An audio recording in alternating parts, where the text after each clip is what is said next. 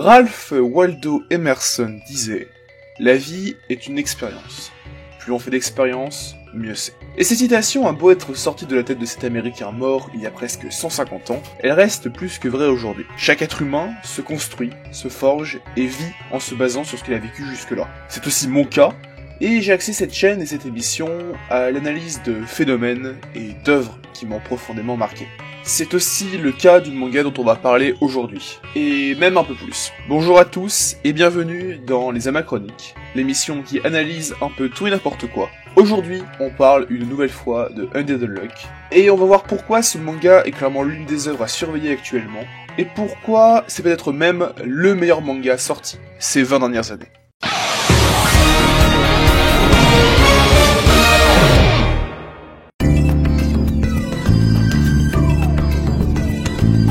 Undead Unluck nous raconte l'histoire de Fuko Izumo, qui, après avoir lu la conclusion de son manga préféré, cherche à se suicider après avoir causé des malheurs à ses proches. Cependant, elle se fera sauver par Andy, un homme immortel, qui lui apprendra qu'elle est en réalité une personne maudite par Dieu. Andy est Undead et annule donc sa propre mort, tandis que Fuko est Unluck, et annule donc la chance des autres. Débute alors une quête pour tuer Dieu, et pour permettre à Andy de trouver un moyen de mourir, quête qui verra nos deux joyeux protagonistes rencontrer une organisation composée de personnes elles aussi maudites. Dès le départ, Undead Unluck, ça avait tout du gros flop anecdotique. Oui, on aime bien les mangas qui partent mal sur cette chaîne. Et ça, c'est à cause d'eux là. À cause de Shueisha. Au départ, Undead Unluck devait être un gros ecchi. Soit un manga qui est très centré sur l'utilisation du fanservice. Et un fanservice qui tient généralement plus de l'utilisation du corps féminin comme un objet de désir que de l'utilisation poussée d'un personnage qui est très aimé des femmes.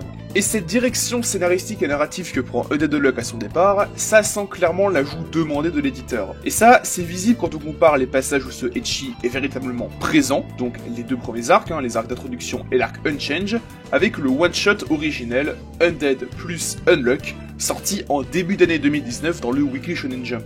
Et d'ailleurs, non, le one-shot Unlucky Boy, Undead Girl n'a rien à voir avec Undead Unluck, je tenais à le préciser. Donc, ce one-shot. Globalement, il reprend la trame du chapitre 1, à savoir la rencontre entre Andy et Fuko, l'explication des pouvoirs de Fuko, et leur rencontre avec un agent de l'Union. La différence majeure entre ce one-shot et le chapitre 1, hormis le dessin qui a bien évidemment évolué, c'est le traitement d'Andy. Globalement, s'il reste dans l'ensemble négatif, enfin traité de manière négative sur le chapitre 1, c'est bien plus traité négativement dans le one-shot. Il suffit de voir cette case qui représente parfaitement le malaise que ressent Fuko vis-à-vis d'Andy. Ce sentiment est aussi présent dans le chapitre 1, mais c'est bien moins appuyé, parfois même tourné de manière humoristique. Et surtout, ce sentiment de malaise vis-à-vis d'Andy disparaît, car le personnage devient bien plus aimable, c'est même le facteur principal du début de son développement. Et surtout, on retrouve dans le chapitre 1 bien plus de cases avec un cadre qui accentue un peu plus les formes féminines de Fuko, notamment sa poitrine. Et c'est bien plus présent que dans le one-shot, où la seule case gratuite d'accentuation des seins de Fuko, c'est celle-ci, et encore, il y a une vraie raison derrière, c'est pour instaurer le malaise, parce que bon, elle s'apprête à se suicider quand même. C'est pas un acte qu'on fait à la légère. Il y a même un passage du one-shot où elle est dans un hôtel, en sous-vêtements, et le one-shot n'accentue pas du tout ses formes féminines. Donc c'est vraiment quelque chose qui a été rajouté dans le chapitre 1. Au final, au départ, Undead Unluck c'était vraiment un ecchi, et ça se sent réellement. Et était même vendu comme ça. La première image dévoilée du manga, c'était celle-ci. On est clairement bien plus dans une ambiance Yuna dans la pension Lagi que dans une ambiance Hunter x Hunter. Et cet aspect ecchi va rester et gangréner l'œuvre sur son point de départ. Concrètement, on ne sait pas ce qui est lié à ces dimensions ecchi qui puent l'éditeur qui fait un peu trop chier l'auteur. Par exemple, on ne sait pas si la condition d'activation de l'unluck, à savoir toucher la peau de Fuko, est liée à cette redirection. Bien que pour ce cas particulier, vu comment Tozuka arrive à utiliser cette condition par la suite sans aucune connotation érotique, j'imagine que c'était prévu dès le départ. Et donc, dès le départ, ces phases très poussées vers le ecchi vont très vite être traitées comme des fardeaux. Chacun des passages va être désamorcé, soit mettant Fuko dans un état d'esprit très négatif, généralement on la voit très gênée, comme lors du combat contre Shen et Void, soit en traitant la demande d'Andy comme tout sauf acceptable, comme au début du chapitre 2. Ainsi, sur les 8 premiers chapitres qui composent ces 2 premiers arcs que je trouve très gangrénés par ces passages ecchi, chacun des passages fanservice est désamorcé le plus possible, on essaye le plus possible de l'isoler de ça, même le seul passage qui va au bout de la proposition du fanservice, c'est le bouche à bouche que fait Andy à Fuko après le naufrage du bateau, et c'est traité en hors-champ par Tozuka. On n'a pas de style de gros plan à la Yuna de la pension du Yolagi. Je mettrai pas d'image, sinon j'ai peur que cette vidéo ne reste pas très longtemps sur cette chaîne. Et donc ces passages ecchi, qui étaient au départ vendus comme une composante majeure de l'œuvre, vont se faire désamorcer dès le chapitre 2. Et on peut se demander pourquoi. Pourquoi mettre en avant un ecchi si c'est pour au final laisser carte blanche à l'auteur pour qu'il tout ça dès le chapitre 2 et refaire du shonen d'action. Car c'est contre-productif d'un point de vue public. Tu perds le public ecchi que tu avais attiré à la base et tu vas devoir essayer de reconquérir petit à petit le public de shonen d'action que tu n'avais pas convaincu à la base non plus. Et voilà la raison, je pense qu'elle s'appelle Kentaro Yabuki. Oui, l'auteur de tout le roux. Car il a lancé quelques mois après A Dead Luck un nouveau manga. Un manga qui s'appelle Ayakashi Triangle, qui commencera 20 numéros après A Dead Luck et qui était aussi un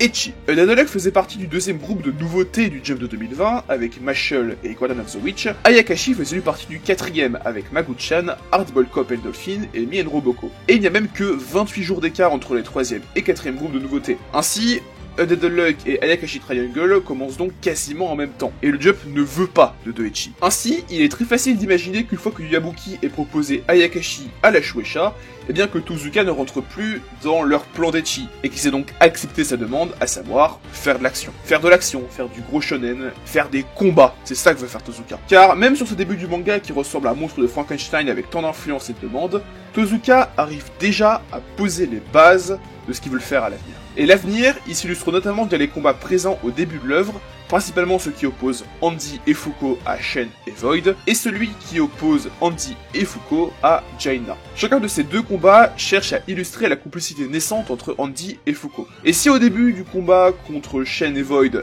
c'est compliqué, on a droit à un joli petit combo à la fin du combat contre Jaina. Et ces combats, bien que très courts et pas vraiment très spectaculaires, ce qui annonce aussi des défauts du manga, on en reparlera à la fin de cette vidéo, posent déjà les bases de ce qui se passera par la suite. Bien que le point majeur dont on va pouvoir comparer l'évolution, c'est la mise en scène des combats. Pour ceux qui ont lu A Dead Luck, comparez la mise en scène du combat contre Shen et Void avec celui entre Andy et Victor ou Shen et Fang, qui surviennent quelques mois, voire quelques années après d'un point de vue éditorial. Globalement, le point de départ de Dead Luck est assez spécial, et ces 10 premiers chapitres, qui correspondent quand même au tome 1 et le premier tiers du tome 2, sentent clairement le monstre de Frankenstein avec beaucoup d'influence. La plus majeure étant celle de Shueisha, qui se sera lentement dissipée après le potentiel début du projet Ayakashi Triangle. Pourtant, le manga est toujours en cours aujourd'hui, et tient énormément la route. Il a fêté son 3e anniversaire, il commence à avoir des spin-offs, et aura même droit à un animé réalisé par David Production en 2023. Comment ça se fait? Comment on passe d'un ecchi avorté à un manga qui tient aussi longtemps et qui est aussi qualitatif alors que le début était aussi mauvais? C'est grâce à un homme qui s'appelle Yoshifumi Tozuka, qui est l'auteur de Dead Luck, et qui s'est certes basé sur ses œuvres d'enfance, mais qui a aussi tout fait pour que son manga soit un succès. Et ce mangaka, il a eu un parcours plus qu'atypique.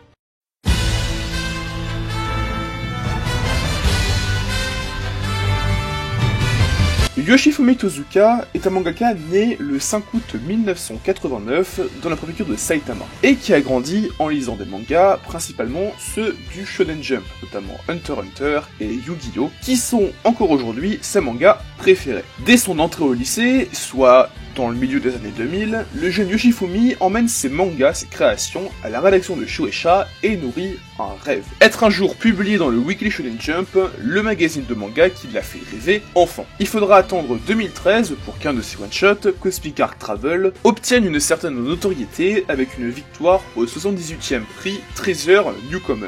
C'est un peu un prix que fait Shueisha pour repérer les nouveaux mangaka prometteurs. D'ailleurs, au prix où Tozuka a gagné, le juge c'était d'ailleurs Haruichi Furudate, l'auteur d'Aikyuu. Yoshifumi a enfin un premier pas dans le monde du manga professionnel. Il faudra ensuite attendre 2015, soit 2 ans après sa victoire au Treasure, pour qu'un autre de ses one-shots soit publié, Cosmic Arc Travel ayant entre-temps été publié dans le Jump Next 2 de 2014. Ce deuxième one-shot se nomme Super Heavy Charge Vanguard, qui sera lui publié dans le Jump Next 6 de 2015. Et après ça, Tozuka disparaît encore une fois. Il reviendra au début de l'année 2019, où il accomplira enfin la première partie de son rêve, être publié dans le Shonen Jump. C'est donc dans le Weekly Shonen Jump 9 de 2019 que sera publié un one-shot nommé Undead plus Unluck. One-shot très bien reçu par le public japonais puisqu'il deviendra pile un an plus tard une série. Undead plus Unluck abandonne son plus et devient Undead Unluck. Et l'histoire peut enfin commencer. 8 ans après le 78e Treasure et plus d'une dizaine d'années après les premiers passages de Tozuka au siège de Shueisha, il est enfin publié dans le Jump en tant qu'auteur avec une série, et c'est ainsi que l'idylle commence. Enfin, idylle, il y a Daihachi, il y a Shueisha qui met la pression, on en a parlé un peu plus tôt. Donc, qu'est-ce qu'il fallait retenir de cet aparté sur la vie de Tozuka? Déjà, sa très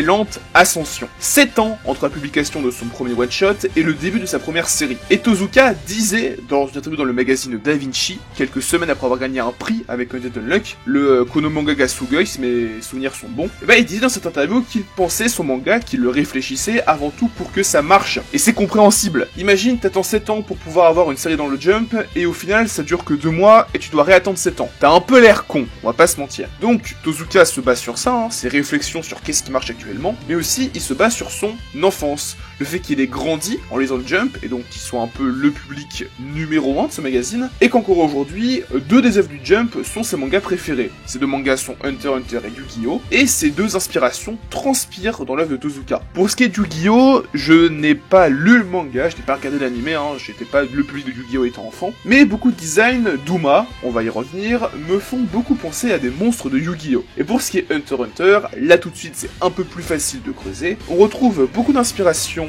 d'un point de vue des points forts de l'œuvre de Togashi, à savoir le système de pouvoir, les personnages et l'univers. Et c'est ce dont on va parler maintenant.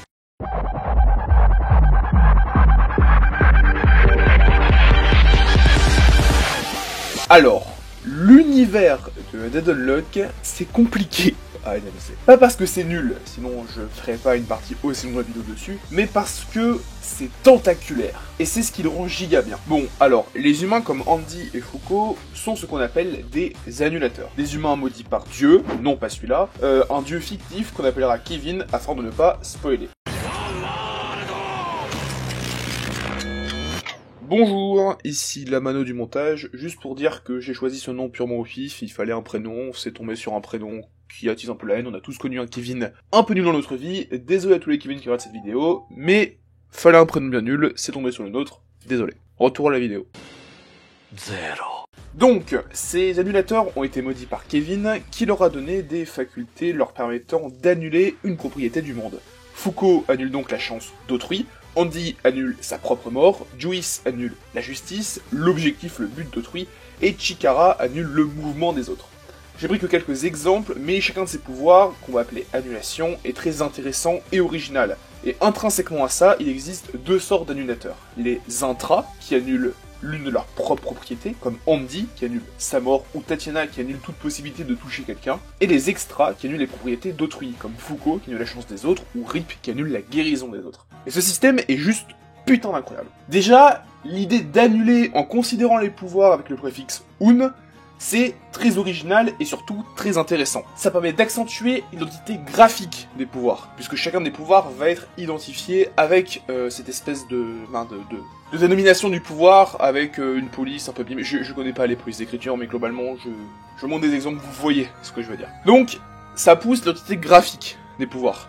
Ensuite, le concept en lui-même est très intéressant et surtout incroyablement libre. L'idée d'annuler et donc d'attaquer en fonction de ce que t'annules.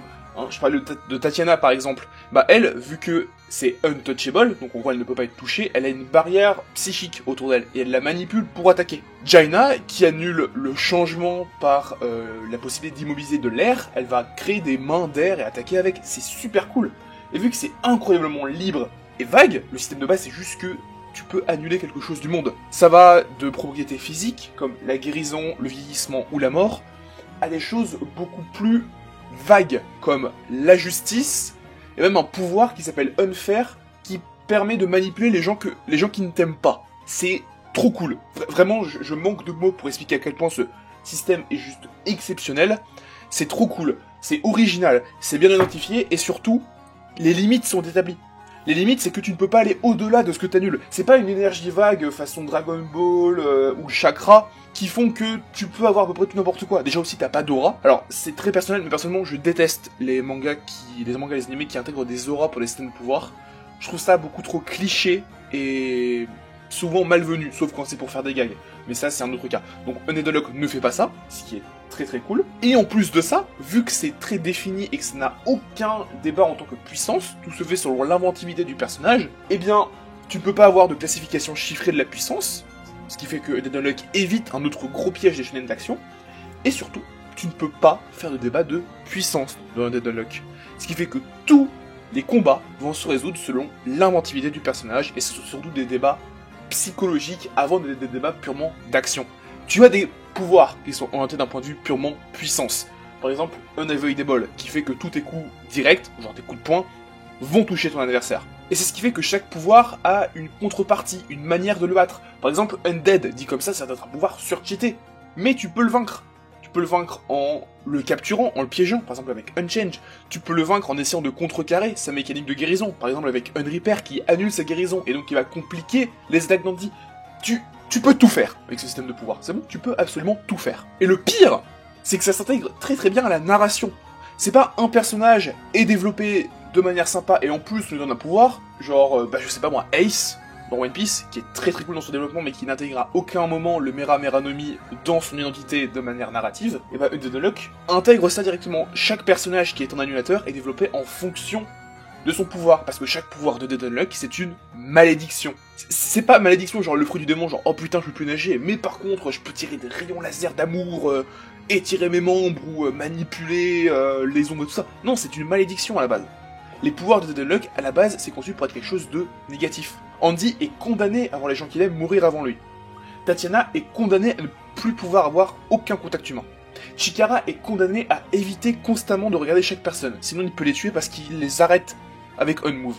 Le développement de chaque personnage, et on va y revenir, tourne autour de cette idée de renverser cette malédiction pour en faire pas une bénédiction, mais quelque chose qui peut être utilisé positivement. C'est ça qui est super intéressant. Et ça s'arrête pas qu'à là, chaque annulateur possède quelque chose, soit dans son nom ou dans son design, qui rappelle le système de pouvoir. Rip Tristan, qui est Unrepair, possède des boucles d'oreilles qui contiennent des gouttes de sang. Phil, son nom c'est justement un homonyme de ce qu'il annule. Le sentiment. Il est Unphil, il s'appelle Phil. Phil? Hey, Phil? Bon, j'ai essayé un peu d'expliquer rapidement ce qui fait que ce système de pouvoir est exceptionnel, mais je ferai peut-être une vidéo plus tard dessus. Éloignons-nous un peu de ce système de pouvoir et revenons au lore de Undead Unlock. Revenons aux annulateurs. Alors, ces annulateurs font dans le meilleur des cas partie de l'Union, une organisation au nombre de membres variable, de ce qu'on sait ça va de 2 à 11, voire même peut-être à 25, qui cherche à s'opposer et à vaincre Kevin, qui descend sur Terre pour la détruire et la défoncer. Je vous avais dit qu'il était pas gentil ce Kevin. A noter que si un annulateur ne fait pas partie de l'Union, il est traqué par celle-ci afin d'empêcher toute possibilité de désastre causé par son annulation. Cette Union est forcée d'accomplir des quêtes afin de ne pas voir des modifications être apportées au monde. Ces quêtes sont délivrées par Apocalypse, un livre de la parole, posez pas de questions, on va y revenir. Ces quêtes ont une durée d'accomplissement finie, et en cas d'échec, une pénalité se voit ajoutée au monde en prenant la forme d'une transformation de la réalité. Par exemple, le monde qui était dépourvu d'espace extérieur à la Terre et au Soleil se voit enrichi de la présence des autres planètes du système solaire et d'autres corps célestes, les étoiles, les trous noirs, les nébuleuses, tout ça. Je vous ai dit qu'on va en reparler. Ce système de quête est basé sur un autre amour d'enfance de Shifumi Tozuka, les jeux vidéo. Bien évidemment, le terme même de quête renvoie aujourd'hui majoritairement aux jeux vidéo, qui en a fait l'un de ses termes forts. Une quête dans un jeu, c'est soit une quête principale qui fait avancer le scénario du jeu, par exemple faire un donjon dans un Zelda, ou finir un chapitre dans une carte dans un Fire Emblem par exemple, soit une quête annexe qui est au mieux une histoire parallèle à la quête principale, soit au pire une simple quête basique pour obtenir de l'équipement. Si vous avez joué à un jeu Ubisoft, vous comprenez ce que je veux dire. Undead Unlock se base avant tout sur la première définition. Chacune des quêtes est une mission que demande Apocalypse. Par exemple, capturer Luma Spoil, tuer Luma Spring ou vaincre l'annulateur Unseen. Chacune de ces quêtes propose une récompense, soit sous la forme de localisation d'un artefact, un objet magique qui va aider l'Union, l'ajout d'un Numa visiblement positif, on va en reparler encore une fois, ou la localisation d'un annulateur qui peut grossir les grandes unions. Et ces quêtes, combinées au fonctionnement global du monde de Undead Unlock, donnent quelque chose de très original. Le monde de Undead Unlock, c'est une boucle temporelle. La planète Terre que nous voyons lors du chapitre 1 est en réalité la 100e planète Terre, vu que Kevin détruit la planète Terre à la fin de chacun des cycles, les cycles durant à peu près 4,5 milliards d'années. Par exemple, le cycle dans lequel commence le manga a commencé, du coup, création de la Terre, et va jusque jusque à la fin du mois de février 2021. Et à chacun de ces cycles, l'Union doit tout faire pour suffisamment gagner en puissance afin de tuer Kevin avant que celui-ci ne détruise la Terre. Et une seule personne peut théoriquement survivre à ces boucles, le chef de l'Union, ou alors un annulateur qui est capable d'annuler les circonstances de survivre sur la Terre, qui n'est pas capable d'abriter la vie, et donc de survivre dans l'espace. Donc globalement, il y a le chef de l'Union et Undead qui survivent, c'est tout. Et ce système de boucle rappelle encore une fois un code des jeux vidéo, voire même un genre de jeu vidéo qui est en très grand essor ces derniers temps. C'est ce qu'on appelle le roguelike, un genre de jeu vidéo très particulier où chacun des game over marque un retour au début du jeu. Un retour au tout début du jeu. Après, suivant les roguelikes, ce retour au début est plus ou moins négatif. Par exemple, dans certains, tu gardes de l'équipement débloqué, dans d'autres, tu recommences juste au début de la zone. Mais globalement, c'est ça. Notez que dans la plupart des roguelikes, quand tu meurs, tu reviens au début de quelque chose. Souvent, du jeu. Tu vas plutôt loin en arrière. Et donc, ce que fait Undead Unluck est un peu un mi-chemin entre les deux. Globalement, le chef de l'Union revient dans le temps juste avec sa bite et son couteau, mais il garde en tête ses mémoires, et donc se souvient de tel ou tel artefact, de comment vaincre tel ou tel Uma, et de qui est tel annulateur qu'il doit recruter pour renforcer ses rangs. C'est encore une fois quelque chose de très original, de très intéressant, et surtout qui amène beaucoup de possibilités narratives. Et c'est quelque chose dont on va reparler à la fin de cette analyse. Donc, on va pas non plus trop s'éterniser, on va continuer à analyser le lore si ça vous dérange pas.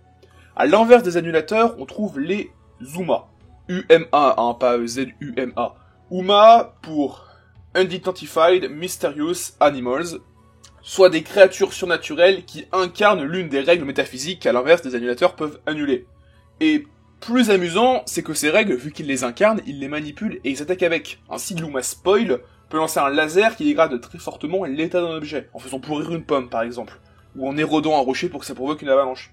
Luma Gravity peut manipuler la gravité de ses cibles. Luma Spin est une grosse tornade. Bref, c'est un concept qui est encore une fois giga original. A noter aussi que chacun des Uma peut créer des bébés Uma, ce qu'on appelle des juniors, soit en corrompant des humains avec leurs règles, genre Spoil qui crée des zombies, voire en les créant directement, comme les araignées de Luma Automne.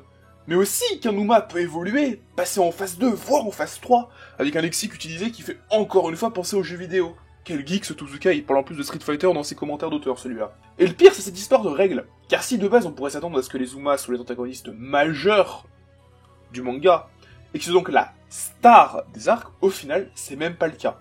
Le gros point fort de ce système, ce qui occulte tout, même les annulateurs et les Uma, c'est ces fameuses règles, ce qu'ils incarnent ou annulent.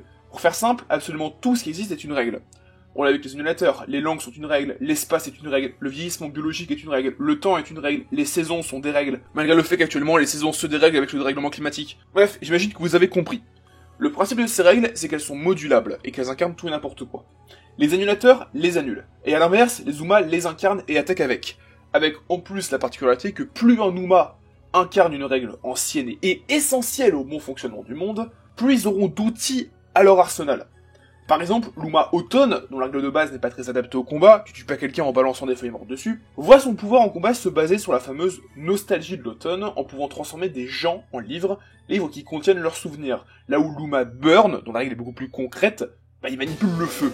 Et aussi, on en a parlé un peu avant, ces règles sont ajoutées via Apocalypse, ce fameux livre parlant sur lequel on reviendra un peu plus tard. Et le plus fort, c'est qu'il y a une thématique sur l'ajout de ces règles, vu qu'elles ne s'appliquent pas aux annulateurs. Par exemple, la récompense de la quête liée à la capture de Luma Language, c'est l'unification de toutes les langues du monde à l'anglais. Le français, l'allemand, le japonais ou même l'espéranto disparaissent, et chacun des 7 milliards d'êtres humains du monde de Undead Unluck parleront uniquement anglais, sauf les annulateurs.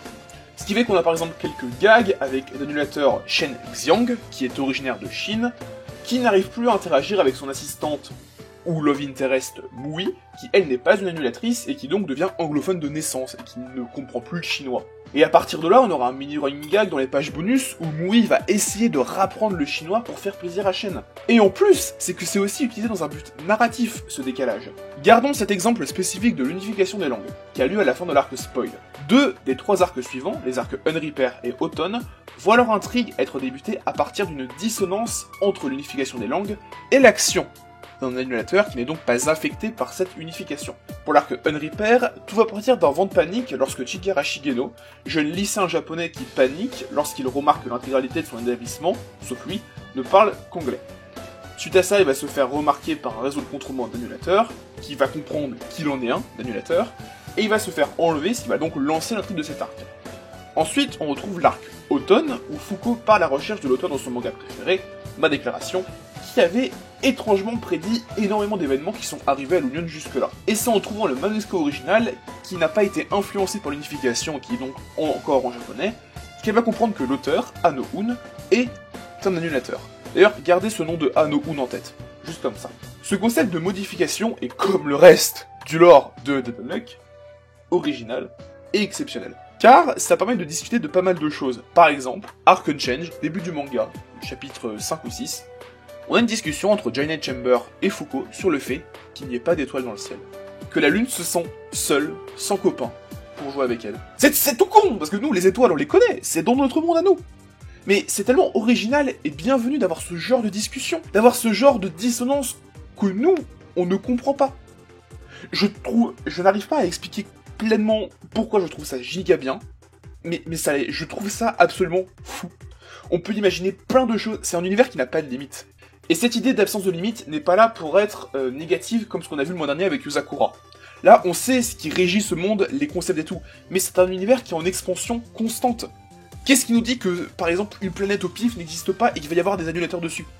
Ça se trouve, le capitalisme n'existe pas dans Dead Unluck. Ça se trouve, l'histoire n'existe pas. Il y a plein de trucs, il y a plein de possibilités narratives. Et c'est ça ce qui rend le tout exceptionnel. L'univers est tentaculaire parce que c'est un labyrinthe. Et un labyrinthe qui a plein de sorties et plein d'entrées. Bon, revenons au lore, c'est bientôt fini. On a donc deux structures principales, les annulateurs et les Zumas. Mais il nous en manque un. Le troisième groupe, c'est les artefacts. Et à l'inverse des deux premiers, il ne s'agit pas de personnes conscientes, mais simplement d'objets. À part. Concrètement, il s'agit d'objets au pouvoir assez varié pour prendre à peu près n'importe quelle forme. On a ainsi un revolver, un bouclier, un chapelet, bref, globalement tout. C'est encore l'artefact qui est une chaise de chiottes. Apocalypse est l'un de ces artefacts, qui ont tous une particularité, ils contiennent tous un fragment du pouvoir de Kevin.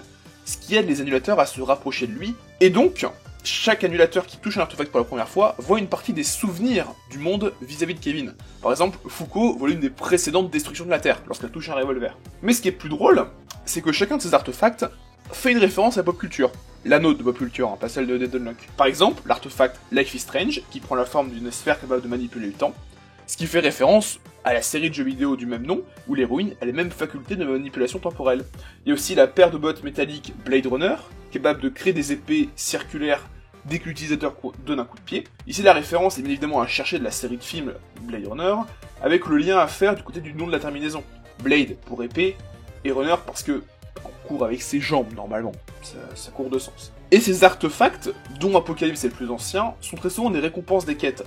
Alors concrètement, ça reste très classique, Et oh là là, l'objet magique, le MacGuffin magique qui va m'aider. Mais c'est très agréable de voir que Tozuka est allé jusqu'à donner autant d'importance à de simples objets. Et c'est pas genre un ou deux objets, genre celui-là l'important, le reste on s'en fout. Chacun a une importance dramatique, chacun a une importance narrative, et chacun est utilisé narrativement. En tout cas, de ceux que Tozuka veut, ce qui veut dire pas tous en fait. J'ai un peu menti, désolé. Bon, l'univers c'est fini, on a à peu près expliqué tout ça.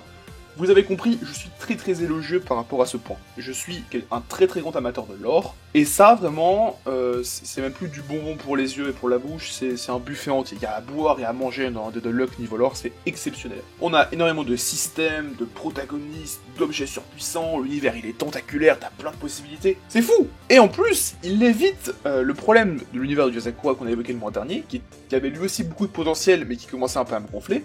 C'est qu'il est tout sauf centré sur les protagonistes, qui ne sont qu'une toute petite partie du monde, ce qui rend l'univers tout de suite bien plus intriguant et immersif. Parce que désolé de vous l'apprendre, mais en tant qu'être humain, d'un être humain sur 8 milliards, on est personne non plus. On est des randoms sur cette terre, sur un bout de poussière dans l'espace tout entier. C'est pareil dans Dead Unluck. Aucun personnage n'est factuellement important à ce point. Même le chef de l'Union, même Foucault, qui n'est pas le chef de l'Union, sont pas très importants non plus. Ça reste des annulateurs lambda, qui sont remplaçables. Et puisqu'on en parle, parlons des personnages, parce que là aussi, c'est un énorme point fort de Dead Unluck.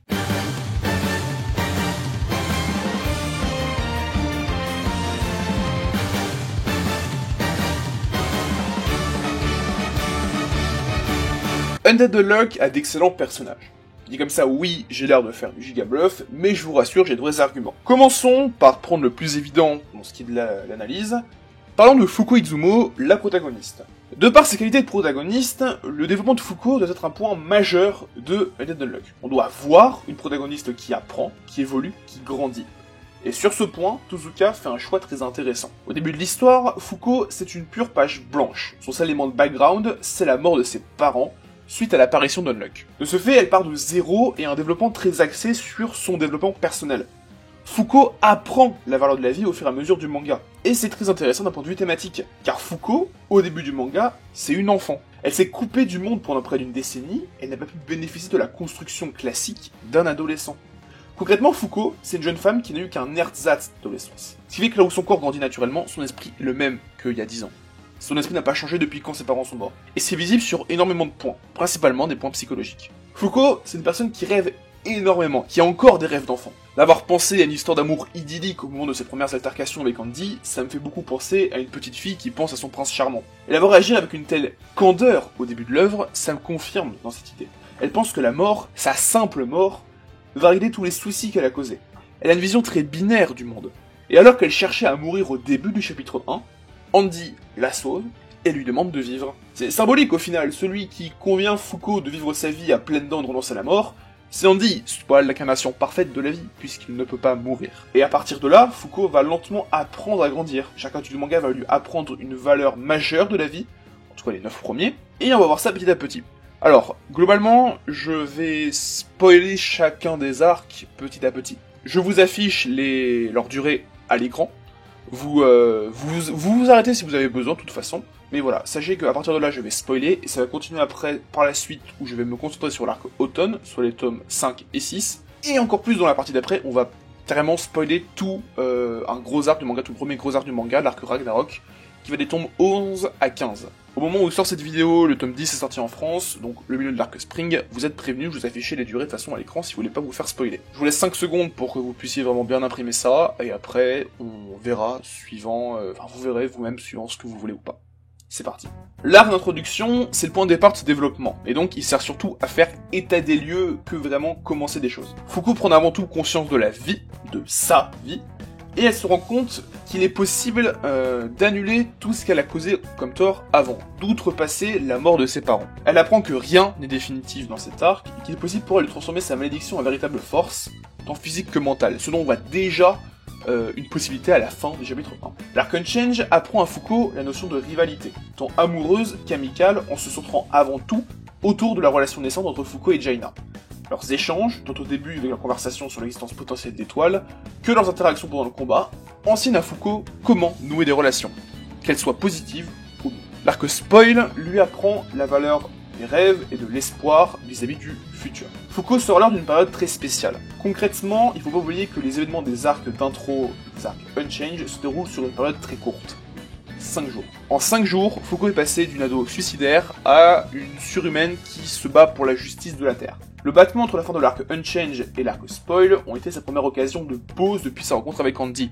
Ce développement s'illustre lors du passage de Fuko, donc le fait d'apprendre la valeur des rêves, d'avoir assimilé tout ce qu'elle a dit avant, lorsqu'elle s'oppose à Spoil. Spoil, l'antagoniste, qui en gros peut transformer les gens en zombies via un compteur sur leur ventre qui diminue lorsqu'ils croient plus en eux-mêmes. Vu qu'elle croit en ses rêves et qu'elle a appris à croire en elle, le compteur continue d'augmenter, enfin la valeur maximale, il augmente, ce qui fait que Fuko ne se transforme pas en zombie durant cet arc, car elle a appris à croire en elle.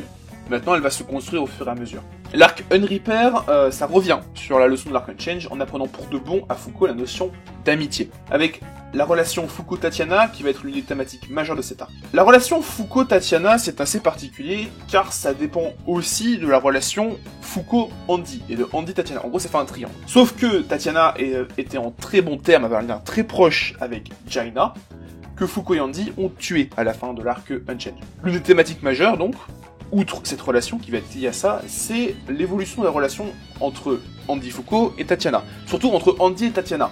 Car au début, elle l'appelle zombie d'un point de vue très péjoratif, et au final, ça va devenir un peu un surnom affectif, vu qu'elle finit par le sauver lors de son combat contre Tristan. Sur ça, Andy aurait absolument perdu. En soi, Fuko et Tatiana s'entendent très bien de base, à l'opposé.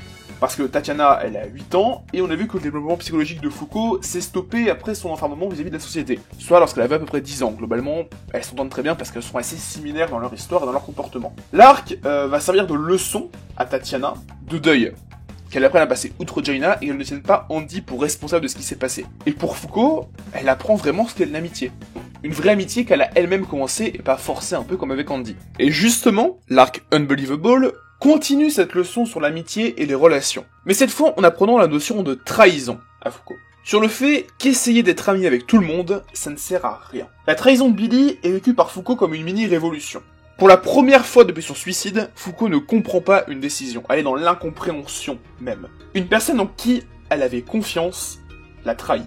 Fuko découvre un autre concept majeur de la société, les masques. On porte tous, chacun de nous, un masque qui sied le mieux à telle ou telle situation, en dissimulant notre nous véritable. C'est ce que découvre Fuko sur Billy aussi. Et elle découvre la trahison au final, le fait que, pour la première fois, elle ressort perdante d'une relation. Là où jusque-là, elle était gagnante, elle apprenait à se construire, à devenir quelqu'un de meilleur, à passer de la fille qui était restée chez elle coincée pendant 10 ans à une femme forte et indépendante. Là, ça ne marche pas. Alors oui, les masques, tout ça, je fais encore une référence à ma vidéo Persona 5 qui sortira un jour, mais aussi à Kaguya, voilà. On fait des teasings sur cette chaîne YouTube, vous avez vu et tout. Après du coup, cette déception de l'arc Unbelievable, l'arc automne est sûrement l'un des arcs qui développe le plus Fuko. Ici, elle apprend à désacraliser les héros de son enfance. En l'occurrence, Akira Kuno, mangaka à l'origine de Ma Déclaration, son manga préféré, en apprenant qu'il est aussi un annulateur puni par Dieu, on en a parlé un peu avant. Si Akira Kuno est traité de manière à en faire un héros solitaire, je vois bien une volonté de Tozuka de mettre en œuvre une simili-adolescence. Avec ce passage que de cette période de la vie où on apprend à désacraliser nos parents. À apprendre qu'ils sont tout sauf exceptionnels. Cette idée se retrouve dans la manière dont Fuko interagit avec Akira Kuno, en tout cas son avatar, Ano-un. Elle, qu'il avait considérée pendant toute son enfance comme une personne exceptionnelle, apprend à relativiser ses attentes et sa vision d'autrui. Lui aussi n'est qu'un pion dans le jeu de Dieu. Lui aussi n'est qu'un humain piégé là-dedans. Comme elle, Akira Kuno est son égal. Pas un héros qui lui est supérieur. Et ça continue avec le passage dans le passé d'Andy qui va dans ce sens. Enfin, dans cette idée de sacralisation, mais en faisant le schéma inverse. Le passage flashback sert pour de bon à enterrer les a priori qu'avait encore Fuko sur Andy. Elle l'humanise, ce passage humanise encore un peu plus Andy. Là où à l'inverse, ça a déshéroïsé Akira Kuno. Je pense que vous comprenez ce que je veux dire, mais c'est compliqué à expliquer. Disons que les deux partent d'en haut et d'en bas pour se retrouver au même point, celui de l'humain banal. Banal, genre l'humain inconnu et l'humain qui meurt pas, mais banal un peu quand même, vous avez compris. L'arc Summer voit Fuko se positionner en arrière-plan pour la première fois de l'histoire. L'arc est surtout centré sur Andy et encore plus sur Shen. Donc, qu'apprend concrètement Fuko dans cet arc si elle est en arrière-plan? Eh bien, elle apprend à soutenir les autres dans leurs épreuves les plus difficiles. Fuko a fait le plus gros du chemin, elle a fait le plus gros de son chemin. Maintenant, elle apprend à vivre le chemin des autres, à laisser la vedette à autrui, et à mettre sa compassion à l'épreuve. Et on arrive à l'arc Spring, qui est le dernier arc majeur dans la première partie du développement de Fuko. Et cette leçon majeure, c'est que le monde n'est pas noir ou blanc, mais gris. Et en plus de ça, c'est qu'il fait une synthèse globale de tout ce que Fuko a appris avant. Elle apprend cette notion de que le monde n'est pas juste noir ou blanc, en rejoignant ceux qui jusque-là étaient vus comme des antagonistes, à savoir les membres de l'Under. Fuko apprend à relativiser sa situation, à comprendre que sa vision n'est pas la seule qui existe dans le monde. Et ça, c'est du coup ce qu'elle apprend dans le début de l'arc, mais surtout, ça refait du coup ce qu'on a dit, un bilan de tout ce que Fuko a appris. On nous montre une Fuko qui cette fois est pleinement en confiance, qui prend des initiatives et qui mène des opérations très dangereuses à elle seule, et ça se voit dès le début de l'arc où elle dit très clairement qu'elle est tombée amoureuse d'Andy, sa première leçon, donc, à savoir à humaniser Andy, est accompli. Et ça va être ça au fur et à mesure de l'arc, ça va continuer, au point où elle passera d'objectif à sauver pour le monde de l'Union, un véritable leader dans l'âme qui va elle seule affronter Spring, qui est un Uma incroyablement puissant dans le monde de Dunluck. C'est comme si, en gros, en début d'un arc, on avait Luffy gamin, et à la fin de l'arc, on avait Luffy grand qui met des patates à Kaido. C'est le même degré d'évolution, quoi.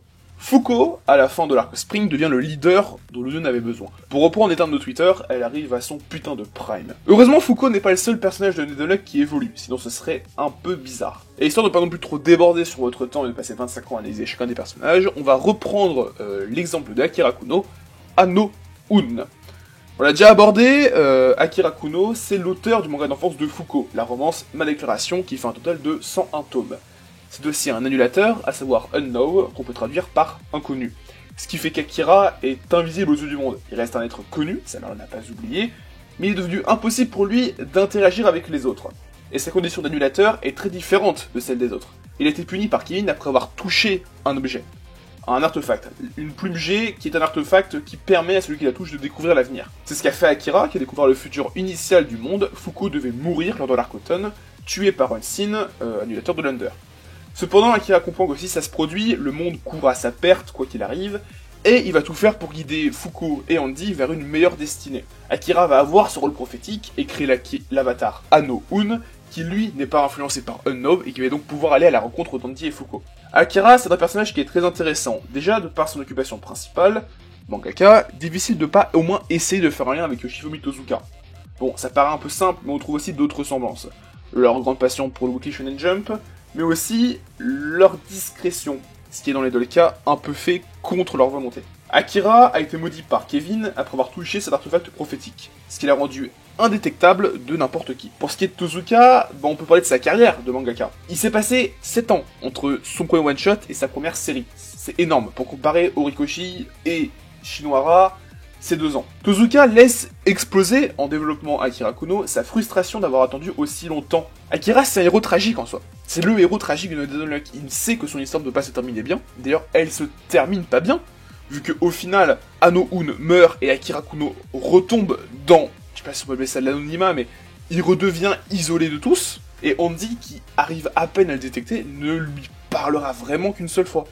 À part ça, Akira les suivra encore une fois de loin, comme d'habitude, mais jamais en combattant en premier plan. Akira Kuno, c'est l'homme qui a trouvé la motivation derrière le désespoir. Et ce mot désespoir, c'est un point central de la construction de chaque personnage de Dead Unluck. Surtout pour ce qui concerne les annulateurs. J'ai dit que je m'étalerai pas trop, il reste encore des points à aborder, donc on va pas représenter un personnage pour pas encore étaler et spoiler, mais retournez que le chemin de construction de Tozuka s'ancre vraiment autour de cette idée de désespoir et de ses causalités. Ça va de Chikara Shigeno à Fuko.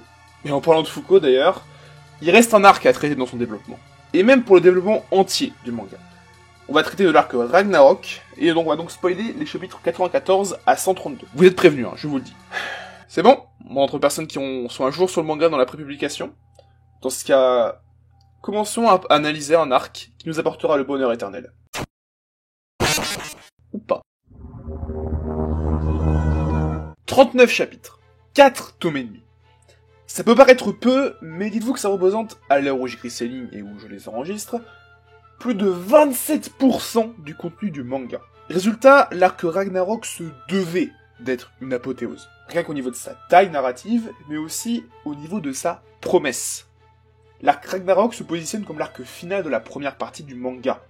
De la première de ces fameuses boucles temporelles que l'on vit dans Undead Unluck. L'arc Ragnarok devait être la fin de tout ce que Undead Unluck avait introduit jusque-là. Rien de plus, rien de moins. Autant dire que c'était putain d'ambitieux de faire un arc final alors qu'on ne sait même pas quand s'arrête le manga. Car au final, l'arc Ragnarok devait à la fois servir de fin et de début. Vous voyez ça comme un bûcheron qui couperait un arbre avant de replanter une graine après pour préparer la suite. Si l'arbre est mal coupé, dans ce cas, les graines elles vont mal pousser. Mais si les graines sont mal plantées, eh bien elles risquent de mal pousser quand même. Grosso modo, l'arc Ragnarok devait à la fois bien faire table rase de tout ce qui avait été introduit jusque-là, tout en même temps préparant très bien ce qui allait arriver ensuite. Si l'arc conclut mal les intrigues déjà en place, alors, ces intrigues vont générer de l'attente chez le lecteur. Attente qui va gangréner la suite de l'œuvre et qui ne sera jamais comblée jusqu'à se transformer en frustration. Et à l'inverse, si les intrigues sont bien conclues mais que les nouvelles sont mal introduites, alors l'arc gardera à vie un goût d'inachevé, de passage narratif qui n'est pas allé au bout de ses promesses, qui s'est cassé la gueule à la fin. Il faut donc trouver le très bon équilibre entre conclusion et introduction. Dans un manga d'action, ce qu'on appelle shonen, car venant d'un magazine ciblant les jeunes garçons, ça s'articule surtout autour d'une grande bataille, ou de l'exécution, ou de l'apparition de quelque chose qui nous aura fait miroiter, qu'on aura attendu pendant très longtemps. C'est le cas de l'arc Marineford de One Piece, ou de l'arc Évasion du paradis de Prisonnier Riku. Mais ça peut aussi prendre l'exemple de Food Wars avec l'arc Azami Nakiri, qui conclut tout ce que le manga avait introduit sur ses 20 premiers tomes. Et donc, pour Undead Unluck, qu'est-ce que ça donne, très exactement? Et c'est très bien, voilà, fin de vidéo, la prochaine, je rigole. On va revenir sur tout ce qui arrive dans cet arc, parce que c'est nécessaire d'abord d'expliquer clairement ce qu'il conclut et comment il le conclut. Donc, après avoir réussi à tuer Spring, et après avoir vu Andy lui déclarer son amour et son envie de partir en lune de miel, Luma mariage n'a visiblement pas été ajouté dans Undead Unluck, Fuko se fait soudainement assassiner par un homme qui se présente comme étant l'annulateur Unruin, et un homme banni de Dieu qui va tout faire pour contrecarrer les plans de l'Union. Whis décide alors d'utiliser le pouvoir de l'arc, celui de voyager dans le temps afin d'avancer jusqu'à la date de récompense des quêtes des saisons, pour pouvoir utiliser Luma Ghost afin de sauver Fuko. Ce plan réussit, en tout cas sur la partie de voyage temporel, parce que lorsque Luma Ghost arrive, lorsqu'il est invoqué par Apocalypse, bah il a pas envie de ressusciter Fuko, donc il kidnappe son âme, et il se barre. Andy part à sa poursuite, mais cela n'aboutit à rien. Cependant, la Terre se met soudainement à trembler, et Apocalypse en profite pour faire une annonce macabre. Les victoires lors des dernières quêtes ont provoqué tout de même la disparition de 3 des 4 saisons, et donc l'activation du Ragnarok. Quoi qu'il arrive, l'Union devait perdre lors de ces quêtes. Suite à ça, Andy décide de quitter l'Union, parce que de toute façon les quêtes à ce moment-là ça sert plus à rien, afin de trouver un moyen de ramener Fuko à la vie avant la fin du monde. En voyage à travers le monde, il fait la rencontre de Lucy, une jeune fille de 8 ans qui est en réalité l'annulatrice Unhealthy. En l'aidant à chercher sa mère, Andy tue plusieurs Zumas et fait la rencontre de Seal, une Uma autoproclamée roi des Zumas et régulateur, qui cherche à tuer Andy afin de suivre les plans de Dieu. Andy se fait ensuite vaincre et capturer par Seal, qui l'emmène voir Ruin dans son château. Et arrive alors Rip, qui décide de sauver Andy en affrontant Ruin. Ce dernier s'enfuit après avoir remarqué que les changements climatiques de la Terre s'accélèrent suite aux multiples meurtres d'Uma qu'a commis Andy. Résultat, le Ragnarok, qui ne devait pas se dérouler avant plusieurs semaines, démarre maintenant. Andy, qui se presse de partir à la poursuite de Ruin, se fait alors attaquer par Rick, qui décide d'essayer d'esquiver au Ragnarok en utilisant l'arc pour voyager dans le temps et devenir le numéro 1 de l'Union sur la prochaine boucle. Andy affronte donc Rip et la Torah, qu'il finit par tuer. Alors en route vers le QG de l'Union, il apprend que Nico a trahi l'Union pour accepter un marché de Ghost qui lui proposait de ramener à la vie sa femme en échange de la mort des membres de l'Union.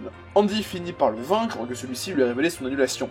Il est en réalité unforgettable, un homme incapable d'oublier quoi que ce soit qui soit arrivé après l'activation de son annulation. Nico, au somme du désespoir, finit par fusionner avec Ghost qui nargue Andy et tente de le déstabiliser en le narguant avec l'âme de Fuko. Cela ne fonctionne pas et Andy finit par vaincre Ghost et par ressusciter Fuko, avec qui il se met en route vers l'arc pour l'activer. C'est ce moment-là que choisit Dieu pour activer la phase finale du Ragnarok, en détruisant la Terre, en arrivant sur celle-ci, pour la défoncer, tout simplement. Et l'ensemble des annulateurs décident de défendre Fuko, ce qui va bien évidemment être un échec, malgré la tête de Victor. Fuko atterrit alors sur la Lune en attendant le début de la prochaine boucle, la Terre se reforme, et c'est parti pour la 100e boucle de réalité. Voilà globalement comment on pourrait résumer l'arc Ragnarok de Dead Unluck. Désolé d'y avoir passé autant de temps, mais c'était vraiment nécessaire pour qu'on s'y intéresse réellement. Je pense qu'il y a un point majeur qui vous a sauté aux yeux lorsque j'ai résumé vite fait le scénario de l'arc, c'est à quel point la thématique de la mort est bien plus présente dans cet arc et dans ces thématiques que les précédents. L'arc Ragnarok parle de la mort. L'arc Ragnarok aborde la valeur de la mort, la crainte de la mort et même sa signification. Et déjà de base, avant d'aborder ça plus loin spécifiquement, c'est une excellente idée.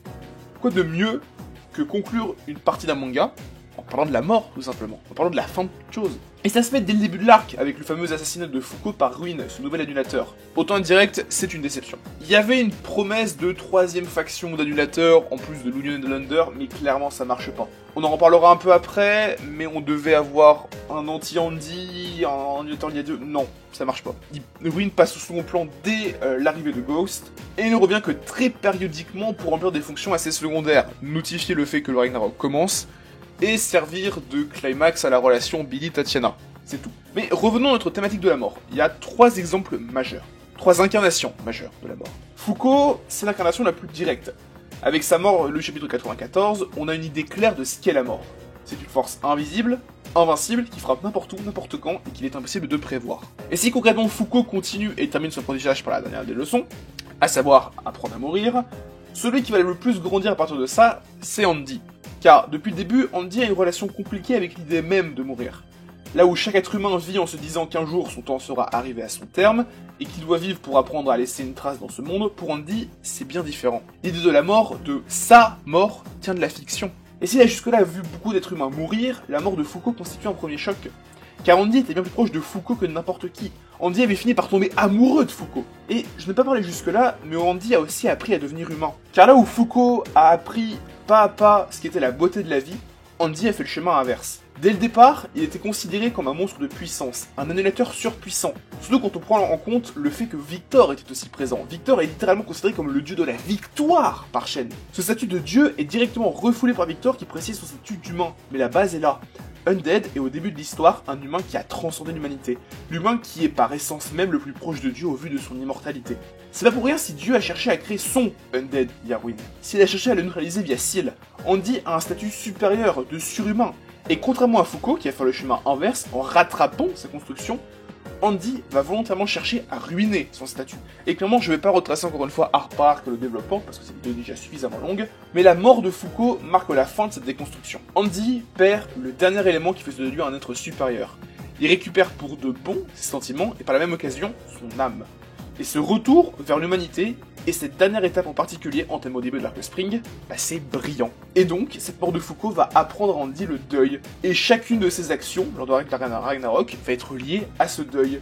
Sa protection de Lucie, par exemple. Lucie, c'est comme Foucault, elle a été isolée des autres à cause de son annulation. Et lorsque Foucault revient à la vie après le combat contre Nico, qu'est-ce qu'elle fait? Elle demande à Andy pourquoi il a agi ainsi, pourquoi il a tué Rip et la Torah. Et qu'est-ce que fait Andy? Il l'écoute, il prend sur lui. Pour la première fois, il assume ses actes en comprenant que ça va laisser une trace. Il comprend l'humanité. A l'inverse d'Andy, on a le cas de Ruin, qui est beaucoup plus particulier. Au vu de son statut d'ambassadeur autoproclamé de Dieu et de fervent fidèle de celui-ci, il me paraît clair que Tozuka a cherché à représenter la mort d'un point de vue religieux. En tout cas, les croyances vis-à-vis du phénomène de la mort dans les religions existantes de notre civilisation. Alors, petit disclaimer, oui, Ruin est tout sauf un personnage positif. Et je dis pas que Tozuka a fait ouvertement une critique négative de la religion. Et même si c'était le cas, à aucun moment je ne traitais de cette allégorie positivement. Ruin représente le fanatisme religieux. Concrètement, il s'agit d'un écho à des groupuscules qui se revendiquent comme croyants d'une religion et qui justifient leur acte barbare par des pseudo-préceptes de ces religions, ce qui est complètement stupide car les religions de notre monde prônent au contraire l'acceptation et les valeurs de paix. Mais aussi, Ruin représente, malgré la noirceur de son âme, une manière de voir la mort. Celle d'une épreuve d'un être divin.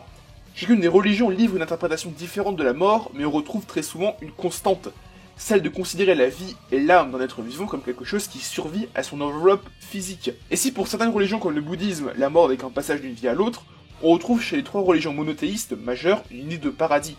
Et on retrouve chez Ruin cette idée de paradis. À aucun moment l'idée même d'autre monde n'est évoquée dans Undead Unluck, il est même clairement dit qu'avant l'ajout de Ghost, un mort l'était définitivement. Mais Ruin aide Dieu car il pense dur comme fer que cela va l'aider à se débarrasser de l'Union pour qu'il crée un monde meilleur selon son point de vue. Et Ruin adhère à cette idée. Ruin pense que sa vie n'est qu'une épreuve pour que Dieu puisse accomplir ses objectifs. Ruin représente la croyance religieuse et donc tout ce qui touche au paradis, à l'idée d'un monde potentiellement meilleur que notre monde des vivants, même si au final le personnage est tout sauf positif et c'est ce qui causera sa perte. Pour ce qui est de la troisième incarnation de la mort de l'Arc Ragnarok, on va parler de Nico. Nico, c'est Unforgettable et il annule donc l'oubli. L'oubli de son cerveau, c'est un type intra. Il est incapable d'oublier n'importe quelle information qui date d'après l'apparition de son pouvoir. Il se souvient de tout, parfaitement, comme si ça s'était passé il y a à peine quelques minutes. Et Nico a peur de ça. Il a peur que ses souvenirs modifiés par Unforgettable ne finissent par écraser ce qui datait d'avant. Et vu qu'il a été maudit au moment où sa femme meurt, Nico a peur d'oublier la femme de sa vie, il a peur d'oublier Ichiko Nemori. Nico représente une mort lui aussi.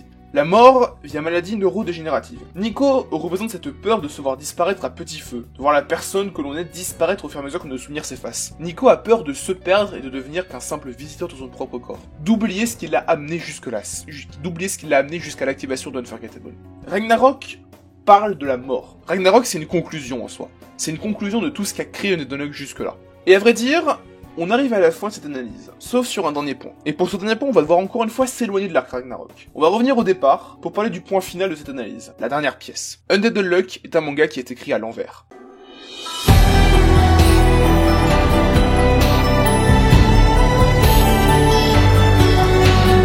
Je viens de passer près d'une heure à vous parler de Unluck, une heure à vous parler des qualités de l'œuvre, de son univers exceptionnel, de ses personnages très intéressants, et un focus sur son meilleur arc. Pourtant, cette vidéo n'est pas terminée, il reste du temps de visionnage. Prenons un peu de hauteur. Gardons tout ce que j'ai évoqué, mais reprenons juste un peu de hauteur pour avoir une vue d'ensemble. Gardez en tête tout ce qu'on a évoqué, et dites-vous que Undead Unluck est un manga qui est écrit à l'envers. Le début du manga est construit comme une dernière partie, une saga finale dont l'issue ne peut être que la défaite. Car l'Union a fait bien trop d'erreurs, au moment où Foucault et Andy Andy intègre l'organisation. Undead Unluck nous présente à ses débuts un monde déjà mort, un monde déjà condamné. Et cette impression de visiter un monde sur lequel les protagonistes n'ont aucun pouvoir est en soi pleinement voulu. C'est pour ça que très peu de personnages sont pleinement développés pendant les 15 premiers tomes. Ils n'en ont pas l'utilité. La narration de Undead Unluck est quelque chose qu'on peut rapprocher de Dark Souls. Comme l'univers de From Software, Yoshifumi Tozuka nous présente un univers dont son histoire est terminée. Bien évidemment, les 15 premiers tomes racontent des choses, c'est le principe même d'une histoire. Mais le cœur de ces événements est derrière nous. Et c'est visible avec l'incipit de chaque arc. Il s'agit pas de débuter des événements, mais d'essayer avant tout d'empêcher la situation de dégénérer. Au début de son arc, Spoil avait déjà commencé à conquérir Longing. Le trafic d'annulateurs et Douma était déjà en place depuis très longtemps au début de l'arc Unrepair. Autumn était déjà en position de force au début de son arc, tout comme Spring. L'Union a toujours eu un train de retard. L'Union court toujours après son histoire, court toujours après la fin. C'est pas pour rien si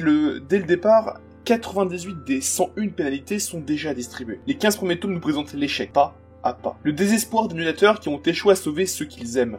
Les échecs d'autres qui n'ont pas réussi à surmonter leur malédiction. L'échec ultime étant la mort, de plus en plus présente, jusqu'à l'arc Ragnarok. Et c'est symbolisé par ceux qui sont les personnages principaux de cette première partie. Juice et Victor. Undead Unluck, au départ, c'est Undead Unjustice. Foucault et Andy ne sont pas les personnages principaux de leur histoire, car ils sont justement les héritiers de Juice et Victor. Le lien Andy-Victor est assez simple. Andy est né de l'Undead de Victor, qui, après avoir vu sa conscience être scellée dans un artefact, a vu son Undead développer un alter ego, car l'Undead ne tolère même pas en état végétatif, il doit faire partie d'un corps vivant. Le lien Juice-Foucault est un peu plus ténu. Foucault va se placer en tant que néo-Juice déjà d'un point de vue relationnel. Son lien avec Andy va forcément la placer en tant qu'héritière de Juice qui entretenait la même relation avec Victor. Mais aussi, Foucault, cette idée en construction, va être comparée à Juice. Déjà, par Victor, qui va leur trouver des ressemblances d'un point de vue caractère, mais aussi par Juice elle-même, qui incitera même Foucault à prendre sa place de numéro 1 de l'Union, ce qu'elle finira par faire. Les 15 premiers tomes de Undead Unluck ne racontent pas l'histoire d'Andy et Foucault, ils racontent la fin de l'histoire de Juice et de Victor. Et peut-être que c'est ça la plus grande qualité d'Undead Unluck. Le courage de Tozuka d'avoir commencé son histoire par la fin, pour la commencer pour de bon, au tome 15. Mais le problème, c'est que tout ça, ça amène aussi des défauts, parce que Undead Unluck n'est pas un manga parfait. Rien n'est parfait. Et le problème, c'est que ces défauts peuvent vous freiner dans votre appréciation de la lecture. Déjà, on a parlé du problème du début du manga.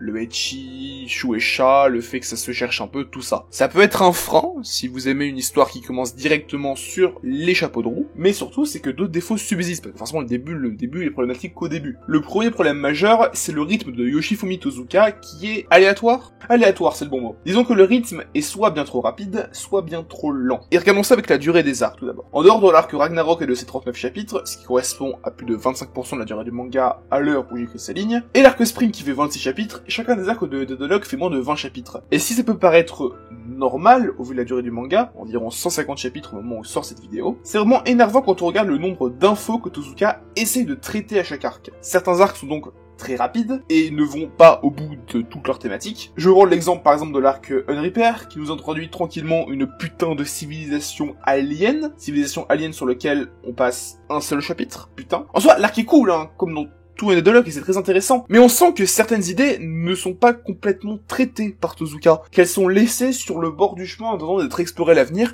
et le problème, c'est qu'elles le seront probablement jamais. Et à l'inverse, d'autres arcs sont eux aussi lents d'un point de vue narratif, notamment les arcs Spring et Ragnarok, qui sont les deux plus longs du manga, mais pour autant on n'a jamais vraiment l'impression d'aller au bout des enjeux. Encore une fois, ça renvoie à cette idée de commencer l'écriture par la fin. Et si elle est intéressante en soi, cette manière d'écrire, c'est peut-être là qu'elle arrive à sa limite, quand on regarde le lore. À aucun moment on a l'impression de réellement découvrir profondément chacune des idées de l'auteur. On a l'impression de faire une visite guidée sur des rails, de jamais vraiment explorer le lore, de débarquer dans un monde sur lequel on ne sait rien. Et même si Tozuka le fait un jour, de vraiment expliciter clairement le lore de Undead Unluck, on est actuellement à la prépublication du tome 17, et m'est avis que bon nombre de thématiques abandonnées, les aliens, les trafics d'annulateurs, tout ça, ça ne sera jamais vraiment réexpliqué et réintroduit par la suite, parce que ça n'a pas l'utilité clairement. Et je trouve ça vraiment dommage, de pas aller au bout des choses et de juste simplement les évoquer comme si elles existaient. De simplement les notifier comme si c'est une simple case à cocher dans le cahier des charges. C'est dommage. C'est dommage parce qu'en plus ça avait beaucoup de potentiel, hein. Un arc Space Opera où Foucault et Andy pilotent des vaisseaux, moi je le signe direct, hein. Un arc façon un peu mafia, avec des trafics d'annulateurs et tout à résoudre, je le signe direct aussi. C'est pas pour autant que les arcs qu'on a eu sont mauvais, hein. J'adore les arcs Unrepair, Autumn, Spring Ragnarok, j'adore tous les arcs de Undead Unluck, même le début qui est très moqué, c'est mon manga préféré de toute façon. Mais simplement, c'est dommage, parce que au milieu de tout ça, on sent que le manga aurait pu aller encore plus loin, être encore meilleur. On sent qu'actuellement, Undead Unluck c'est pas un manga qui utilise toutes ses possibilités. C'est un manga qui en garde sous le pied et qui malheureusement, vu comment c'est parti, en gardera sous le pied à jamais, qui n'ira jamais au bout de tout ce qu'il peut proposer. Bien évidemment, Dead Unluck a d'autres défauts. J'aurais pu vous parler du dessin qui est pas très beau au début, on va pas se mentir, qui évolue aussi par la suite mais qui reste simplement correct, voire pas ouf, sont les arcs et le moment du manga. Je pourrais vous parler du découpage qui n'est jamais transcendant, qui est passable ou correct. Je pourrais vous parler de plein d'autres points, par exemple, je sais que certains n'aiment pas les designs du manga, mais ça c'est propre à chacun de toute façon. On ne peut pas tous aimer les œuvres qu'on découvre tous, c'est comme ça, c'est factuel. Je sais aussi que certains ne vont pas lire Dead Unluck parce qu'ils n'aiment pas le fait que Andy au début soit un putain d'enculé vis-à-vis de Foucault, et c'est compréhensible. Moi, de toute façon, je ne suis pas là pour vous convaincre de vraiment lire Dead Unluck. Cette chaîne est là pour vous présenter des œuvres qui, moi, me font vibrer, qui m'ont marqué. C'est comme ça que j'ai réfléchi pour toutes les anachroniques que j'ai faites jusque-là, que ce soit Shadow of the Colossus, One Piece, quoi que ce soit, et c'est comme ça que je réfléchirai pour celle à l'avenir. En vrai, c'est que je sais pas du tout comment conclure cette vidéo. Je sais tellement pas comment conclure que c'est la 7ème ou 8ème fois que je refais cette introduction. Je vais payer par 4 humains, merci de votre visionnage. C'est une vidéo qui est très longue, c'est la plus longue de ma chaîne et je pense qu'elle va rester la plus longue pendant un très long moment. J'en profite d'ailleurs pour vous dire que le lendemain de la sortie de cette vidéo, donc le 26 mars 2023, dans la soirée, je serai en stream sur ma chaîne Twitch, qui sera en haut de la description, pour revenir un peu sur le processus de cette vidéo, comment je l'ai créée, comment j'ai eu l'idée, voire même peut-être quelques petites anecdotes et commentaires sur différents trucs qu'il y a dans la vidéo ou non. Et aussi, j'en profite pour vous dire que ce sera la dernière vidéo sous ce format avant un moment. À partir du mois d'avril, la chaîne va passer d'une vidéo par mois à 2 vidéos par mois. La raison, elle est assez simple, c'est que même si ce format en tant que tel de faire des grandes analyses de plus d'une demi-heure, ça me plaît beaucoup, je me sens très limité par celui-ci. Parce que déjà, ça me demande de prendre du temps pour faire quelque chose de plus de 30 minutes, ça se construit, ça se fait lentement. Et encore, j'ai l'impression que je n'arrive pas à exprimer mon plein potentiel d'écriture, j'arrive pas à dire tout ce que je veux dire là-dedans, mais aussi c'est que ça me restreint à faire du coup une vidéo par mois sur ce sujet, sans avoir à faire des nuits très courtes, ce que je n'ai pas envie de faire, parce que j'ai envie de dormir quand même. Et faire un sujet par mois, c'est très chiant et c'est très restreignant, ça me restreint beaucoup. Par exemple, là sur ce mois du coup, sur cette reprise, j'ai fait 2 vidéos, la vidéo Yasakura du mois dernier, et cette vidéo que vous venez de finir, entre guillemets, de regarder. Et du coup j'ai sélectionné ces 2 sujets, sauf qu'au départ, les sujets, j'en avais plus d'une dizaine, avec certains sujets dont j'ai le script, entre guillemets, un plan, qui traîne dans mon Google Doc depuis plus d'1 an. Ça fait plus d'1 an que j'ai commencé à écrire une analyse sur Demon Slayer, que je n'ai toujours pas faite, parce que j'ai jamais trouvé que c'était le bon moment, que j'avais vraiment envie de la faire. Donc c'est surtout pour me permettre de me diversifier un peu, et surtout d'explorer dans des vidéos un peu plus courtes des sujets plus spécifiques, sur lesquels je veux plus creuser. Par exemple, la première vidéo de ce nouveau format, entre guillemets, ce sera une vidéo sur les éditions mondiales de One Piece. Et bah, c'est quelque chose où je vais vraiment creuser. En soi, c'est un peu quelque chose comme ce qui rapprochait des American Focus que je faisais il y a en maintenant à peu près 2 ans. Ça va rien changer non plus, je continuerai à faire ces vidéos, mais disons que le rythme va être un peu plus long entre les sorties. Vous aurez quand même des sujets, d'autres trucs à regarder que je ferai. Mais en plus de ça, ça va me permettre en plus de bien creuser les analyses en question. La prochaine, normalement, sera sur Bunny Poon Poon. Et je donne pas de date de sortie, mais disons que probablement pas avant fin avril. J'en dis pas plus, suivant comment ça évolue et ce que j'ai à dire ou non. Donc voilà, si vous voulez me poser des questions sur ça, ou même avoir plus de précision, rendez-vous demain soir sur Twitch. Vous avez le lien de ma chaîne Twitch qui est en description, et si vous n'aimez pas l'interface de Twitch ou que vous n'êtes pas forcément disponible, j'ai ouvert une chaîne de VOD, enfin en tout cas ouvert, elle est ouverte depuis plus d'1 an, mais j'ai rien posté dessus parce que j'ai arrêté les streams au même moment. D'ailleurs j'en parlerai de pourquoi j'ai rien fait pendant 4 mois. Mais voilà, je vous mets le lien en description, et je posterai, je pense, la semaine prochaine, dans le courant de la semaine prochaine, cette VOD, du coup, de ce que j'ai fait, de ce blabla sur les raisons de cette vidéo, ma pause de 4 mois, et comment j'envisage le futur de la chaîne. À part ça, aussi, dernière petite annonce, vous avez dans la description le lien des musiques que j'ai utilisées, s'il y en a une qui vous a tapé dans l'œil et vous souhaitez trouver le lien. Vous avez vu que j'ai noté les musiques sur des petits trucs qui apparaissent quand il y a une nouvelle, mais je me dis que vous donner les liens, ça va être aussi plus intéressant. Donc voilà, au final, merci à vous pour le visionnage de cette très longue vidéo. Vous le savez, je suis un énorme fan de Dead Unluck et ça me tenait à cœur de revenir sur ce manga. Je sais qu'on est très peu à en parler en France sur YouTube. De mémoire, je suis le premier à avoir fait une vidéo dessus et je suis le seul qui en ait fait plusieurs. Mais je tenais à revenir sur ce passage, ces 8 vidéos sur Undead que j'ai faites, 8 en comptant celle-ci. C'est quelque chose d'extraordinaire, ce manga, ce manga me fait vivre concrètement, je vais pas non plus faire un discours incroyable façon marketing, mais ce manga a une place très spéciale dans mon cœur, et j'espère que j'ai réussi à retranscrire cette place qu'il avait, et que vous avez réussi à comprendre pourquoi j'aime autant l'œuvre de Tozuka. Je vous invite aussi à voir les 2 autres vidéos sur le sujet, la vidéo présentation qui reste très en surface, mais c'était le but, le manga n'était même pas annoncé en France, et la première anachronique que j'ai faite dessus il y a maintenant plus d'1 an et demi. Il y a des choses qui ont évolué forcément sur cette période, mais disons que l'essentiel de ma pensée est là. C'est pas pour autant que j'arrêterai de faire des vidéos sur Undead Unluck. J'ai déjà des idées de sujets que je pourrais approfondir dans ces fameuses vidéos toutes les 2 semaines, notamment on se retrouve par exemple sur le développement de Foucault, où j'ai trouvé pas mal de choses, et certes j'en ai beaucoup parlé, mais je me dis il y a encore plus manière de creuser pour montrer à quel point je trouve que ce personnage est juste génial. Mais voilà, là c'est fini. Merci à vous pour ce très long visionnage. N'hésitez pas, s'il vous plaît, à vous abonner, la classique, le mantra du youtubeur, à vous abonner, commenter, pouce bleu, vous connaissez la chanson. Partagez cette vidéo autour de vous, l'anime Undead Unluck arrive, il y a des news qui sont sortis je pense dans la matinée au moment où vous voyez cette vidéo, moi je ne les ai pas encore vus, on est le 19 mars au moment où je tourne cette outro. Mais voilà, merci à vous tous, c'était Amano, merci d'être resté pendant 1 heure. À la prochaine, Amano, out.